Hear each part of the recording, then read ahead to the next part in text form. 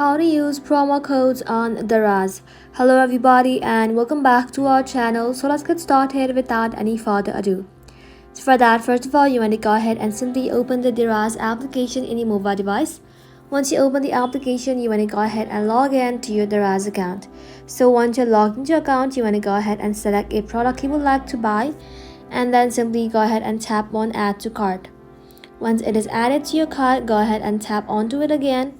Once it is added to your cart, you will then be able to find a cart icon right over here. Tap onto it. Then from here, tap on checkout.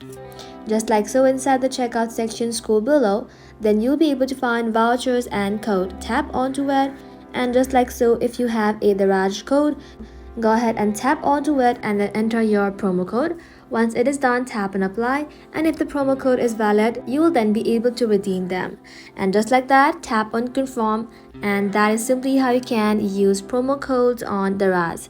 Thank you all for watching the video till the very end, and stay tuned until our next upload.